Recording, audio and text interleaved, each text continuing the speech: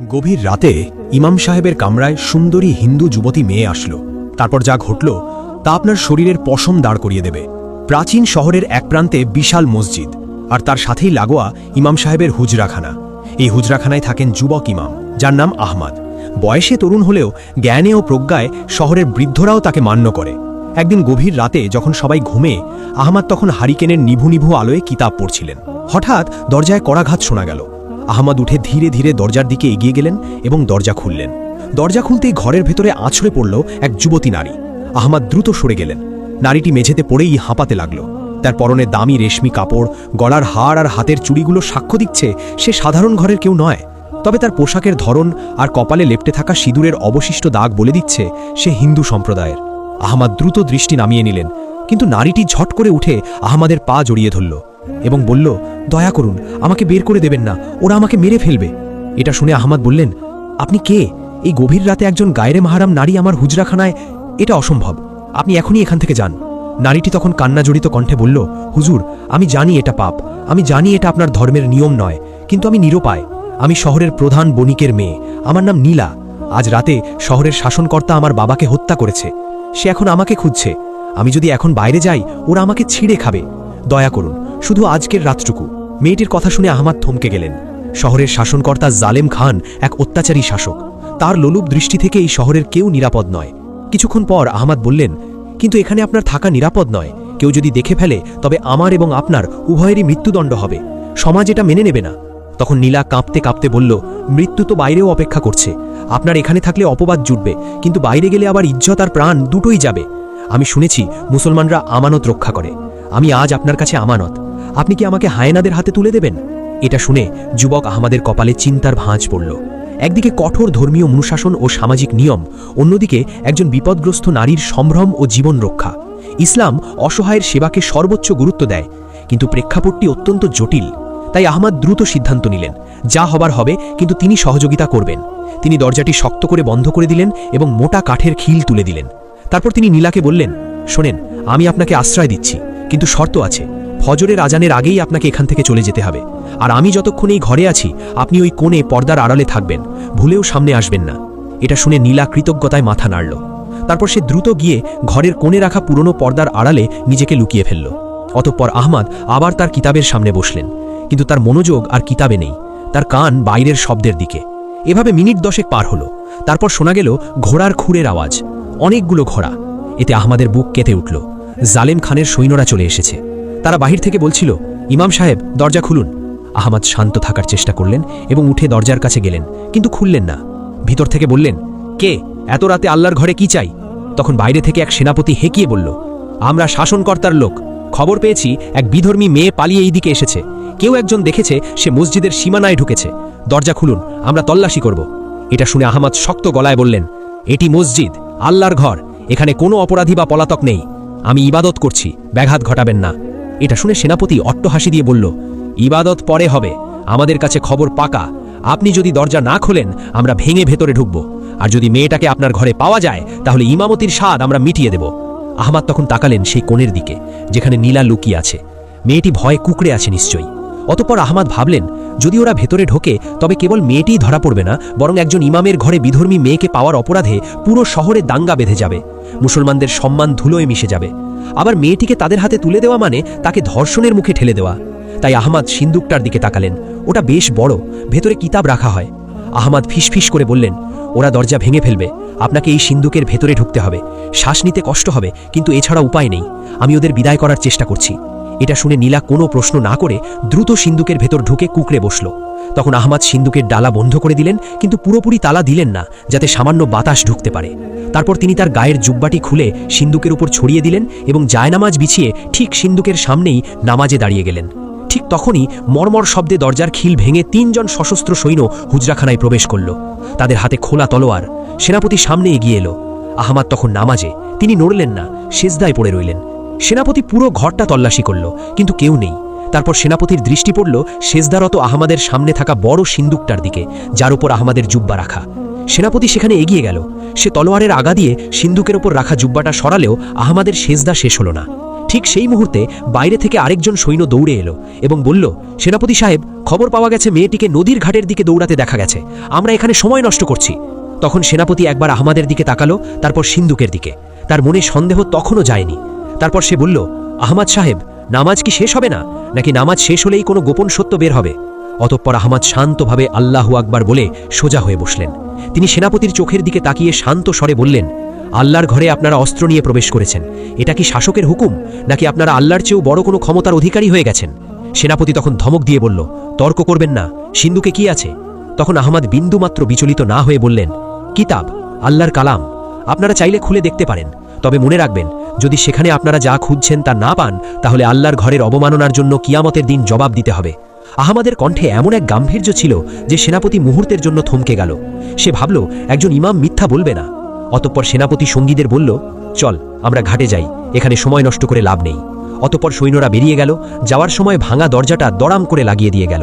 তারপর দ্রুত উঠে দরজাটা কোনোমতে আটকে দিলেন। এরপর দৌড়ে গিয়ে সিন্দুকের ডালা খুললেন। কিন্তু নীলা এতক্ষণে জ্ঞান হারিয়ে ফেলেছে, অক্সিজেনের অভাবে তার মুখ নীল হয়ে গেছে। তখন আহমাদ দ্রুত তাকে সিন্দুক থেকে বের করে মেঝের ওপর শোয়ালেন, হাতে পানি নিয়ে তার মুখে ছিটিয়ে দিলেন। ফলে কিছুক্ষণ পর নীলা চোখ মেলল, সে দীর্ঘ শ্বাস নিল। তখন আহমাদ স্বস্তির নিঃশ্বাস ফেলে বললেন, ওরা চলে গেছে, কিন্তু ওরা বেশিক্ষণ দূরে থাকবে না। ঘাটে গিয়ে যখন দেখবে আপনি নেই, তখন ওরা আবার এদিকেই আসবে, কিংবা শহরে চিরুনি অভিযান চালাবে।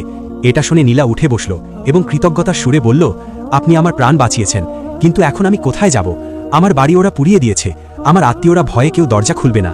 এটা শুনে আহমাদ কিছুক্ষণ চিন্তা করলেন, তারপর বললেন, শহরের পশ্চিম গেটের কাছে পুরনো গোরস্থান আছে, সেখানে একজন বৃদ্ধ খাদেম থাকেন, তিনি আমার পরিচিত এবং অত্যন্ত বিশ্বস্ত। আপাতত আপনাকে সেখানে রেখে আসা ছাড়া আর কোনো পথ নেই। কিন্তু সমস্যা হলো, পশ্চিম গেটে পৌঁছাতে হলে শহরের প্রধান বাজার পার হতে হবে, আর এখন সেখানে প্রহরীদের কড়া নজরদারি। এটা শুনে নীলা বলল, আমি তৈরি, আপনি যা বলবেন আমি তাই করব। তখন আহমাদ বললেন, আপনার এই পোশাকে যাওয়া যাবে না, এটা দেখলেই ওরা চিনতে পারবে। অতঃপর আহমাদ তার আলমারি থেকে একটি কালো বোরখা বের করলেন। এটি তার মায়ের স্মৃতিচিহ্ন, তিনি যত্ন করে রেখে দিয়েছিলেন, এবং বললেন, এটি পরুন, আপাদমস্তক ঢেকে নিন, আর একটি কথাও বলবেন না। যদি কেউ প্রশ্ন করে আমি উত্তর দেব। আপনি আমার স্ত্রী সেজে আমার সাথে যাবেন। এই কথা শুনে নীলা চমকে বলল, তাই বলে স্ত্রীর পরিচয় দিব? তখন আহমাদ বললেন, হ্যাঁ, এছাড়া কোনো উপায় নেই। যদি প্রহরীরা আটকায়, তবে আমি বলবো আমার স্ত্রী অসুস্থ, তাকে হাকিমের কাছে নিয়ে যাচ্ছি। একজন ইমাম তার অসুস্থ স্ত্রীকে নিয়ে রাতে বের হলে কেউ সাধারণত সন্দেহ করবে না। অতঃপর নীলা বোরখাটি হাতে নিল। সে ভিন্ন ধর্মের, ভিন্ন সংস্কৃতির, কিন্তু আজ জীবন বাঁচাতে তাকে এই বেশ ধারণ করতে হচ্ছে। অতঃপর বোরখা পরার পর নীলা যেন সম্পূর্ণ অন্য মানুষ হয়ে গেল। আহমদ হাতে হারিকেন নিয়ে বললেন, চলুন, ভোর হওয়ার আগেই আমাদের ফিরতে হবে। অতঃপর তারা দুজন গভীর রাতেই রাস্তায় নামল। ইমাম আহমদ সামনে, পেছনে বোরখা পরিহিতা নীলা, জনমানবহীন রাস্তা। কিছুদূর যাওয়ার পর বাজারের মোড়ে তারা দেখল একদল মশালধারী প্রহরী দাঁড়িয়ে আছে, তারা প্রত্যেককে থামাচ্ছে। তখন আহমদ নীলাকে ফিসফিস করে বললেন, ভয় পাবেন না, শুধু আমার পাশে থাকবেন, আমার হাত ধরবেন না, দূরত্ব বজায় রাখবেন, কিন্তু খুব বেশি দূরেও যাবেন না। অতঃপর প্রহরীদের সামনে আসতেই একজন পথ রোধ করল এবং বলল, দাঁড়ান, এত রাতে কোথায় যাওয়া হচ্ছে? আহমদ তখন হারিকেন উছিয়ে ধরলেন, যাতে আলো তার নিজের মুখে পড়ে, এবং বললেন, আমি মসজিদের ইমাম আহমদ। এই কথা শুনে প্রহরীটি চিনে পেরে বলল, ওহ হুজুর, মাফ করবেন, কিন্তু এত রাতে কোথায় যাচ্ছেন?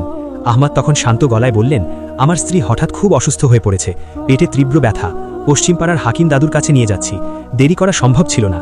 এটা শুনে প্রহরীটি পেছনের বোরখা পরা নারীর দিকে তাকালো এবং বলল, কিন্তু হুজুর, আজ রাতে খুব কড়াকড়ি, শাসনকর্তার হুকুম, কাউকে সন্দেহজনক মনে হলেই আটক করতে হবে, একজন পলাতক আসামিকে খোঁজা হচ্ছে। এটা শুনে আহমদ বললেন, আমি কি পলাতক আসামি, নাকি আমার অসুস্থ স্ত্রী আসামি? আমাদের যেতে দাও, দেরি হলে অঘটন ঘটে যেতে পারে। এই কথায় প্রহরীটি ইতস্তত করল। তখন অন্য একজন প্রহরী এগিয়ে এসে বলল, হুজুরকে যেতে দে, উনি তো আর মিথ্যে বলবেন না, তাছাড়া ওই মেয়ে তো হিন্দু, আর ইনি হুজুরের স্ত্রী, যা রাস্তা ছাড়। এই বলে প্রহরীরা সরে দাঁড়ালো। আহমদ তখন সামনে পা বাড়ালেন, নীলাও তাকে অনুসরণ করল। তাদের হৃৎপিণ্ডি তখনও দ্রুত ধুকপুক করছে। কিছুক্ষণ যাওয়ার পর আরেকটি গেট আসলো। সেখানে দাঁড়িয়ে আছে এক বিশাল দেহী হাবশি জল্লাদ, যার নাম কালু। কালু মানুষের গন্ধ সুখে বলে দিতে পারে কে আপন আর কে পর। কালু দূর থেকে তাদের আসতে দেখল, তাই সে তার বিশাল কুঠারটা মাটিতে ঠুকে হুঙ্কার দিল, থামো। আহমদ থমকে দাঁড়ালেন, এই লোকটাকে কথায় ভুলানো যাবে না। অতঃপর কালু এগিয়ে নীলার দিকে তাকালো। সে নীলার কাছে গিয়ে গভীরভাবে শ্বাস নিল। তারপর সে কর্কশ গলায় বলল, এই নারীর শরীর থেকে রেশমি কাপড়ের ঘ্রাণ আসছে। গরিব ইমামের বউ রেশমি কাপড় পরে না, আর হুজুরের বউয়ের পায়ে সোনার নুপুর থাকে না, যার শব্দ আমি এখান থেকেই পাচ্ছিলাম। এটা শুনে আহমদ শিউরে উঠলেন। বোরখার নিচে নীলার পায়ে যে নুপুর বা রেশমি কাপড় আছে, তা খোলার সময় পাওয়া যায়নি। অতঃপর কালু কুঠার তুলে বলল, বোরখা খোলো, আমি দেখতে চাই কে ভেতরে। তখন আহমদ কালুর সামনে গিয়ে দাঁড়ালেন। তার হাতে কোনো অস্ত্র নেই, শুধু ইমানি তেজ। তারপর বললেন, নারীর গায়ের কাপড়ে হাত দেওয়ার আগে আমাকে মারতে হবে। এটা শুনে কালু হেসে বলল, তাহলে তাই হোক। এই বলে সে কুঠার ঘোরালো। ঠিক সেই মুহূর্তে অন্ধকারের ভেতর থেকে একটি তীর এসে বিঁধল কালুর হাতে, ফলে কুঠারটা ছিটকে পড়ে গেল। এমন সময় অন্ধকারের ভেতর থেকে পরিচিত এক কণ্ঠস্বর ভেসে এলো, দৌড়ান হুজুর। ফলে আহমাদ আর নীলা মুহূর্ত দেরি না করে গেটের পাশের ছোট সুড়ঙ্গ পথের দিকে দৌড় দিল। অতঃপর সুড়ঙ্গ দিয়ে শহরের বাইরে বের হয়ে তারা গোরস্থানের দিকে ছুটল। অন্ধকারে হোঁচট খেতে খেতে তারা এগোচ্ছে। নীলার শ্বাসকষ্ট হচ্ছে, বোরখার নিচে ভারী রেশমি কাপড় শরীরের সাথে লেপ্টে আছে। দৌড়ানো তার জন্য কঠিন হয়ে পড়েছে, কিন্তু থামার উপায় নেই। পেছনে মশালের আলো আর সৈন্যদের চিৎকার শোনা যাচ্ছে। অতঃপর গোরস্থানের সীমানা প্রাচীরের কাছে পৌঁছে তারা থামল। জায়গাটা জনবসতি থেকে বেশ দূরে, প্রাচীন ঝাউ গাছের জঙ্গলে ঘেরা। দেওয়ালের এক জায়গায় ভাঙা অংশ দিয়ে তারা প্রবেশ করল। গোরস্থানের পরিবেশটা ভুতুড়ে, শত শত বছর পুরনো কবর, কোনোটা ভেঙে গেছে, কোনোটা আগাছায় ঢাকা, আর মাঝখানে একটা ছোট কুড়ে ঘর। ওখানেই থাকার কথা সেই বৃদ্ধ খাদেমের। আহমদ কুড়ে ঘরের দিকে এগোলেন। ভেতর থেকে টিমটিম করে আলো জ্বলছে। আহমদ দরজায় গিয়ে বললেন, চাচা, আমি আহমদ, দরজা খুলুন, খুব জরুরি। কিছুক্ষণ পর একজন বৃদ্ধ এসে দরজা খুলল এবং বলল, আহমদ, এত রাতে মরা মানুষের দেশে জীবিতদের কি কাজ? তিনি আহমদের পেছনে বোরখা পরা নীলাকে দেখে ভুরু কুচকালেন এবং বললেন, সঙ্গে কে? মৃত্যু কি আজ জোড়ায় এসেছে? আহমদ তখন দ্রুত ঘরে ঢুকে নীলাকে ইশারা করলেন ভেতরে আসতে। তিনি বৃদ্ধের হাত ধরে বললেন, চাচা, হেয়ালি করার সময় নেই। জালিম খানের লোক আমাদের খুঁজছে, একে এখানে লুকিয়ে রাখতে হবে। আপনি ছাড়া বিশ্বাস করার মতো কেউ নেই। বৃদ্ধ খাদেম নীলার দিকে তাকিয়ে থাকলেন কিছুক্ষণ, তারপর বললেন, জালিম খানের লোক? তারা তো জ্যান্ত মানুষকে মারে, মরা মানুষকে ভয় পায় না। এখানেও ওরা আসবে। তখন আহমদ বললেন, অন্তত আজকের রাতটা, কাল ভোরে আমি অন্য ব্যবস্থা করব। এই কথা শুনে বৃদ্ধ মাথা নেড়ে বললেন, ঠিক আছে, তবে মাটির ওপর থাকা নিরাপদ নয়। গোরস্থানের নিচে পুরনো একটা সুড়ঙ্গ আছে, যেটা অনেক আগে লুণ্ঠনকারীরা ব্যবহার করত। ওটা এখন কেউ চেনে না, তোরা সেখানে যা। অতপর বৃদ্ধ ঘরের মেঝের একটা পুরনো চট সরালেন। নিচে একটা কাঠের পাটাতন। সেটা তুলতেই অন্ধকার সিঁড়ি দেখা গেল। ভ্যাপসা গন্ধ উঠে এলো নিচ থেকে। বৃদ্ধ বললেন, দ্রুত নাম, আমি উপর থেকে বন্ধ করে দেব। আহমদ তখন হারিকেন হাতে নিলেন। নীলা ভয়ে ভয়ে আহমদের হাত খামচে ধরল। আহমদ কিছু বললেন না, সাবধানে সিঁড়ি দিয়ে নিচে নামতে শুরু করল। সুড়ঙ্গটা মাটির অনেক নিচে। হারিকেনের আলোয় দেখা গেল দুপাশে সারি সারি কঙ্কাল পড়ে আছে। সম্ভবত এরা সেই লুণ্ঠনকারী যারা পথ হারিয়ে এখানেই মারা গিয়েছিল। নীলা ভয়ে চিৎকার দিতে গিয়েও নিজেকে সামলালো। তখন আহমদ বললেন, ভয় পাবেন না, মৃতরা ক্ষতি করে না, জীবিতরাই ভয়ের কারণ। অতপর তারা সুড়ঙ্গের শেষ মাথায় গিয়ে পৌঁছালো। জায়গাটা একটু প্রশস্ত, সেখানে একটা পাথরের বেদির মতো জায়গা। আহমদ সেখানে হারিকেনটা রাখলেন। নীলা বোরখার মুখাবরণ সরালো। তার ফর্সা মুখটা ফ্যাকাশে হয়ে গেছে। সে বলল, আমার বাবার কি হবে? আমি পালিয়ে এলাম, কিন্তু বাবার লাশটা তো ওরা। তখন আহমদ বললেন, এখন এসব ভেবে লাভ নেই, আগে আপনাকে বাঁচতে হবে। আপনার কাছে কি কোনো মহর বা মূল্যবান কিছু আছে? কারণ পালানোর জন্য অর্থের প্রয়োজন হবে। তখন নীলা তার গলার হার আর হাতের দামি চুড়িগুলো দেখিয়ে বলল, এগুলো অনেক দামি, কিন্তু এগুলো বিক্রি করতে গেলেই তো ধরা পড়ব। এটা শুনে আহমদ চিন্তিত মুখে বললেন, ঠিক বলেছেন, এগুলো এখন সম্পদের চেয়ে বিপদ বেশি, এগুলো লুকিয়ে রাখতে হবে। হঠাৎ ওপর থেকে ধূপধাপ শব্দ শোনা গেল। মনে হচ্ছিল কেউ কুড়ে ঘরের মেঝেতে জোরে জোরে পা ফেলছে। তারপর বৃদ্ধ খাদেমের আর্তনাদ শোনা গেল, বল বুড়ো, ওরা কোথায় গেল?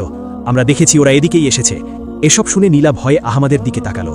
আহমদ ঠোঁটে আঙুল দিয়ে চুপ করতে বললেন। তারা নিঃশ্বাস বন্ধ করে অপেক্ষা করতে লাগলো। হঠাৎ ওপর থেকে এক ভারী গলার আওয়াজ এলো, সারা ঘর খুঁজলাম, কোথাও নেই, মনে হয় জঙ্গলে পালিয়েছে। বুড়োটাকে বেঁধে রাখ, ফেরার পথে জেরা করা যাবে।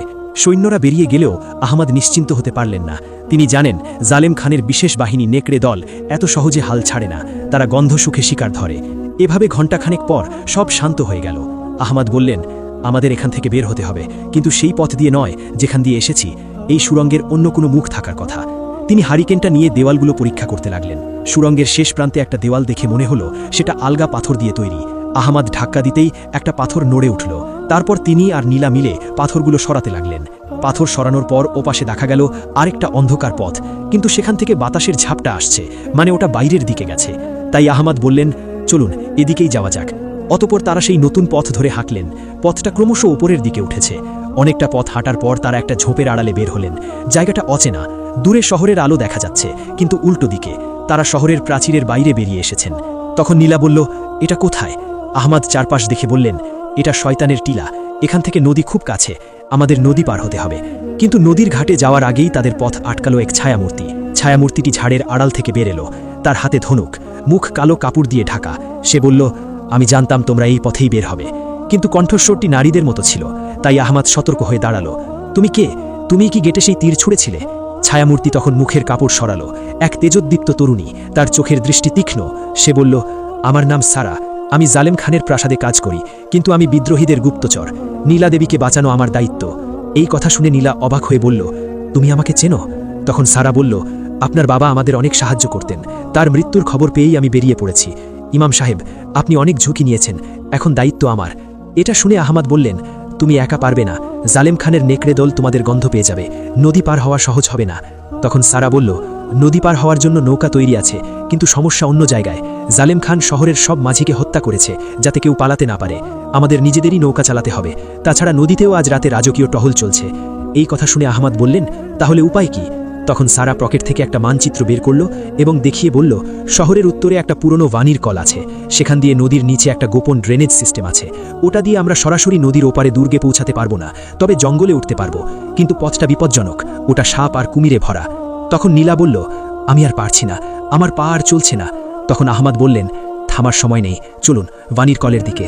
অতপর তারা তিনজন অন্ধকারের মধ্যে দিয়ে উত্তর দিকে রওনা দিল, কিন্তু তারা জানত না তাদের পিছু নিয়েছে কালু। গেটে তীরের আঘাত তার হাতে লাগলেও সে দমে যায়নি, সে রক্তপড়া হাত নিয়ে কুকুরের মতো গন্ধ শুকে শুকে তাদের পিছু নিয়েছে, আর তার সাথে আছে আরও 10 জন দুর্ধর্ষ যোদ্ধা। অতপর তাদের ওয়ানির কলের কাছে পৌঁছাতে পৌঁছাতে ভোর হয়ে গেল। আজানের ধ্বনি ভেসে আসছে দূর খেতে। আহমাদের মনটা হু হু করে উঠল। আজ ফজরের নামাজ তিনি তার মসজিদে পড়াতে পারলেন না, হয়তো আর কোনোদিনও পারবেন না।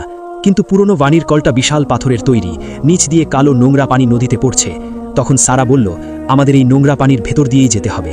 কিন্তু নীলা ঘৃণায় নাক ছিটকালো, কিন্তু কিছু বলল না। অতপর তারা নামতে শুরু করলো।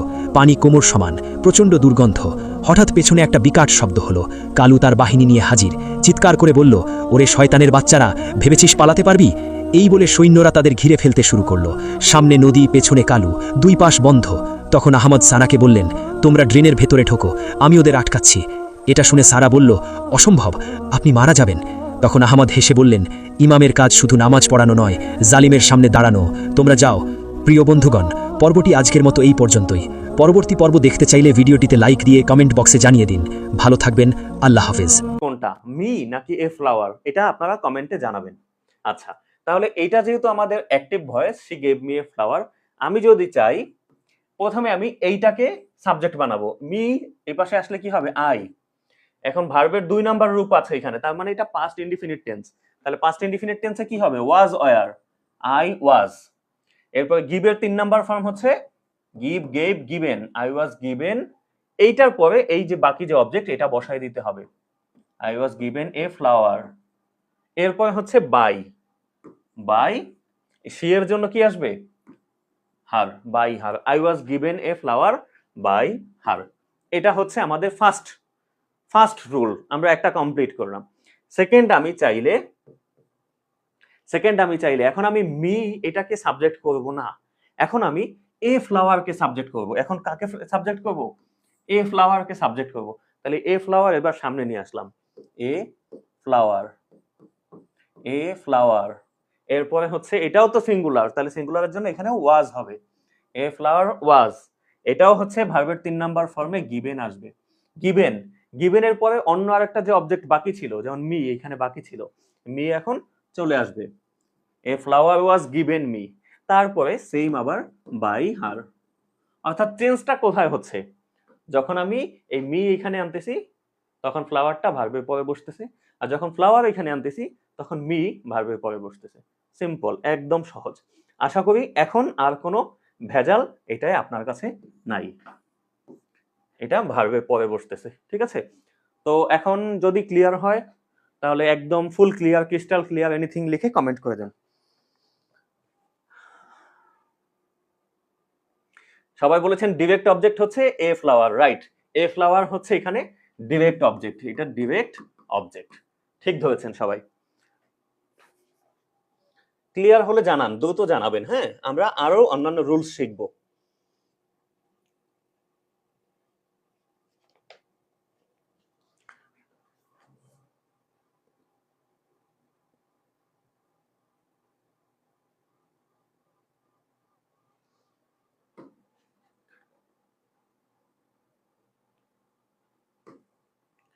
এখন একটা এক্সাম্পল দেখেন,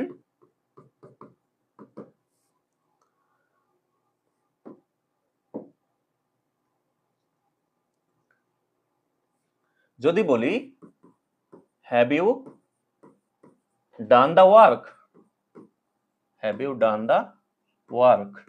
আপনাকে মনে করেন আমি একটা কাজ দিয়েছিলাম এবং পরবর্তীতে জিজ্ঞেস করলাম যে have you done the work, তুমি কি কাজটা করেছো? এখন এই যে এটা কিন্তু নর্মাল সেন্টেন্স না। নর্মাল সেন্টেন্সে আমরা শিখেছি present indefinite, past indefinite, present continuous, past continuous. But এখানে এসে দেখলাম এটা কি, এটা হচ্ছে একটা প্রশ্নবোধক চিহ্নওয়ালা বাক্য, অর্থাৎ এটা একটা প্রশ্নবোধক বাক্য। এটাকে বলে